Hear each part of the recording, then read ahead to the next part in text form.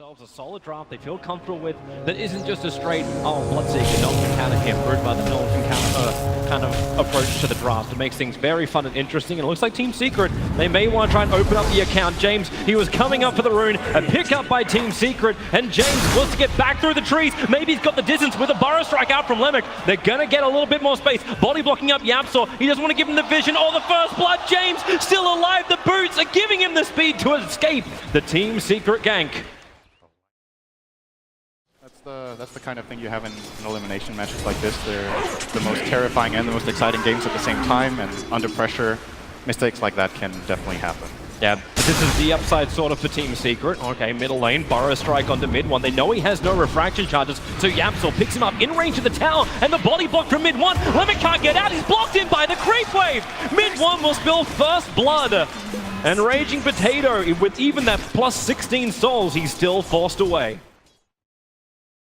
I like that you point this out because when it comes to this support duo, it's actually a pretty strange pairing. This is kind of a thing of the past, running two range supports like this. Most of the time your position 4 is more of a melee hero that is tankier, can go for these aggressive plays, similar to like what the Sand King is of Blue Make. We've seen a lot of Nyx Assassin. MP, really? James under the tower, pumping in to let the paralyzing cast go, and cuts apart 3, even body blocks him out, making it impossible for James to go through the trees. Another TP under safety, does he have the life? He'll go back to base and barely surviving. Clutch.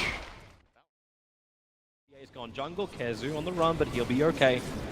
So this is that flash farm period we're talking about. We look towards the SF for his timing. Shadowblade build is his item of choice. Okay, level 6, hook shot, up she flies, finding Kezu, Battle Rider, fantastic for getting out of the cogs. If he had the Firefly, but it just times out. Is there restoration? No, there isn't. Kezu just needs the live, stick charges won't be enough. And Ara can add his first +2 for the game with the intelligence stolen.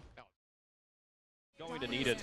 Right Shadow Fiend has Shadowblade as well. The fight's preparing on bottom lane. You've got Kezu ready to come around the back. You've got mid one ready to push in as well, straight through the middle. Observer and Sentry is down for Team Secret. So they will be aware in this fight. The hook shot gonna miss the target. And without that now, Kezu feels so confident. Jumps in, gets the silencer out. So no global silence available for the fight. Paralyzing cast, making it difficult for Raging Potato to move back out. The burrow strike again, holding him in position. Let Puppy stand towards go. James will fall. XctN lose 4. The Lycan, the man who wasn't there, the sole survivor, claiming the tier 1 tower on top as the only consolation prize for XctN. They should be looking for something like this. They have the tools, right? Well, are they actually going to Roshan? It's difficult with Templar Assassin on the field. They're looking to try something mid. There's the shapeshift. Yeah, gonna run in. There's Sentry Wars down. The hook shot. Mid one just walked ahead. Can blink himself away to safety. The global silence is out. They need this fight to work. The burrow strike holding mid one in position. Templar Assassin will fall. And Nando going full dog way forward. But now paralyzing cast from Poppy. Holding James as well as Nando together. They have to get outside the cogs. Yapsor can't get the soul in Epicenter in range of XctN. But James, he'll walk himself in range of Team Secret. They can just send the PL illusions in and James will fall. It was a big kill, however. They did bring down Templar Assassin with the move.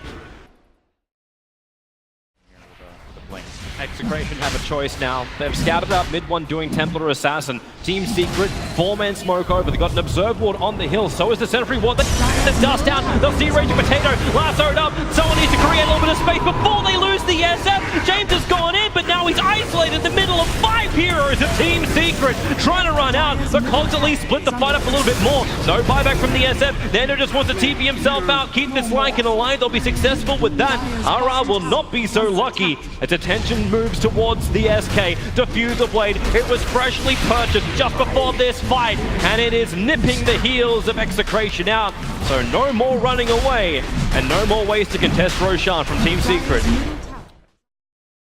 Holding each other's hands. The vision where Team Secret are farming at the moment is non-existent for XctN. The Radiant scan 4, they don't find anything. Waiting for that Dire scan. It is actually off cooldown for the moment. And now Lemic, well, burrow strike gonna catch out too. Global Silence as well, trying to counter the attack. TA, however, got a BKB off. She might be fine for the moment. The epicenter damage is nice, but then the Clockwork Cogs, it traps all of XctN on the same position. They cannot get away. Too much damage, and the stolen epicenter from Yapsor. Lacquer it on top, and XctN will lose 3, potentially 4. Lemic is doing his TP at the moment, and he will get out in time.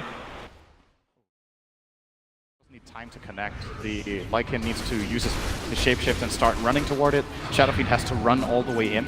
So the way Execration's heroes were positioned, they actually couldn't use their tanking stun. Oh, Silencer, speaking of position. Nice lasso, able to grab that Silencer, the stolen Burrow Strike.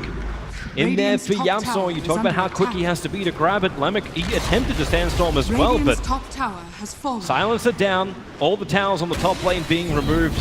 But 27 minutes into the game, and now Team Secret, they want to go up. And they're able to do so. The Burrow Strike is more posturing than anything else. It does no damage whatsoever, and they know there's no follow-up. With no Silencer, with no global silence, they cannot win the fight. Maybe if Raging Potato can get that blind, like Requiem of Souls, you can see him wanting to attempt it on MP. And Puppey maybe feels the pressure. Sentry wards are going down everywhere. Missed hookshot again. Incoming! They need to connect their spells with their heroes in the right position, else it's all or not. It doesn't matter. Here we go, the better position this time. Yeah, maybe they can get it, but you couldn't get the follow-up from Lemic. Mid one able to get himself far enough away. They're trying to get the distance. The BKB out from Raging Potato. At least he won't be affected by the paralyzing cast, but Lycan continuously stunned up. Now the global silence is out. Nando, he has to do work here. He has to find the kill. Mid one's the primary target. The secondary Burrow is there from Lemic, but Mid one, he will finally die. Puppey will join him with a glorious death ward to, well, signifying his own demise.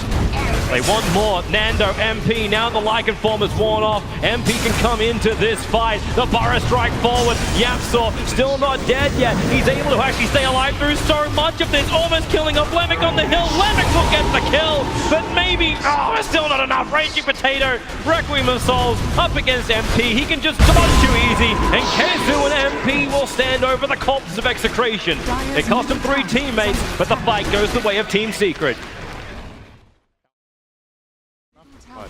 Secret's big advantage there still allows them to come out on top. Even losing the TA like that is still playable just because of how much net worth they have across the board on all their heroes. Everyone in their lineup is actually pretty fun. The Witch Doctor. Hookshot. James gonna hit this one. MP, well, he turns on the Blade Mel. MP's not gonna fight him with the Battery Assault. Now he gets free. It's the Doppelganger. James can't stay close. The Diffuser Blade stopped him. The rocket will fly forward. It does the damage, but MP on 33 HP will survive. Has Manta available as well. Lemic's trying to close the distance. The Wolves are scouting, and now finally they find MP.